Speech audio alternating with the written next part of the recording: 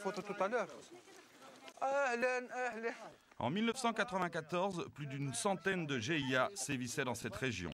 Il ne serait plus qu'une vingtaine aujourd'hui, mais toujours capables de piéger les routes à l'aveugle ou de pénétrer dans les villages la nuit pour exécuter leurs ennemis. Guerre sainte, guerre sale, pour le député kabyle, le premier responsable du drame, c'est l'État.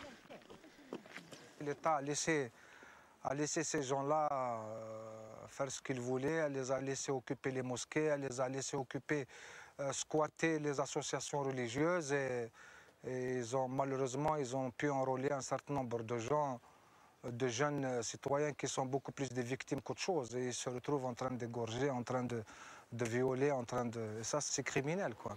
Brusquement, le chef des patriotes se tait. Ils ont vu quelque chose. Ouais. Qui c'est qu'il y a là-bas? Ah ouais.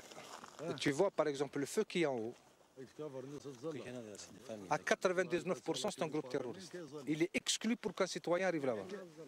Je ne suis pas si sûr que ça qu'en ce moment ils ne sont pas en train de nous regarder. Mais la différence c'est que maintenant ils ne sont pas nombreux. Maintenant nous pouvons sortir dans la journée et eux ils ne peuvent pas venir. La peur a changé de camp. Intimidation et guerre de position. Les hommes de Nourdine décident d'aller patrouiller dans le village proche du feu suspect, un village où les membres du GIA se rendent parfois pour acheter du pain, des boîtes de sardines, des spaghettis. Ce village avait voté pour le fils en 1992. Il ne compte aucun patriote. Ici, les hommes de Nourdine ne sont pas vraiment les bienvenus.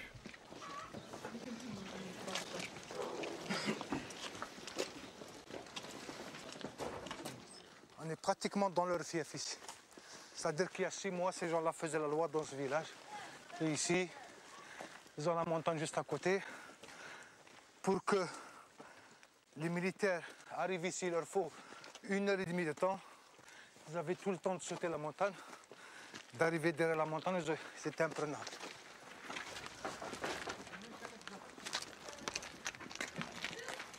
Cette maison appartient à un émigré travaillant en France. Elle surplombe le village. Elle est vide. Selon les patriotes, elle sert parfois de cache aux commandos du GIA. Leur dernière visite remonterait à quelques semaines.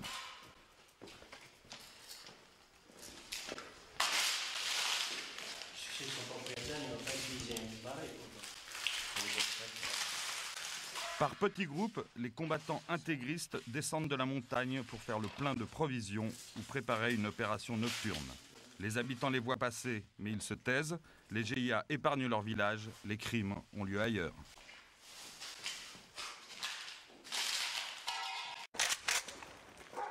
La nuit, les chiens, la peur.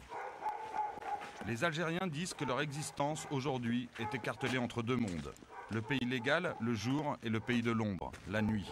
C'est de nuit que se déroulent la plupart des assassinats, des embuscades, des massacres. Ce soir, les patriotes ont armé leur kalachnikov. Il y a 2 mois, dans les mêmes conditions, la patrouille essuyait le feu du GIA. On ne voit pas à 5 mètres par là. Et la forêt juste en bas.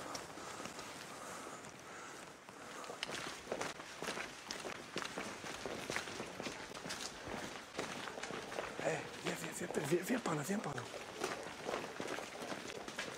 C'est le chemin qu'empruntent les terroristes pour monter au village, donc c'est très dangereux. Comme ici, il y a de la lumière. Et là-bas, il fait noir, ils peuvent nous voir et nous, on ne les voit pas.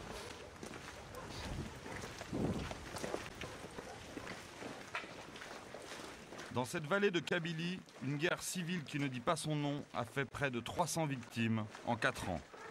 Ici pourtant, l'armée algérienne n'a jamais effectué la moindre opération. Reste face à face patriotes et fous de Dieu, la parole est aux armes.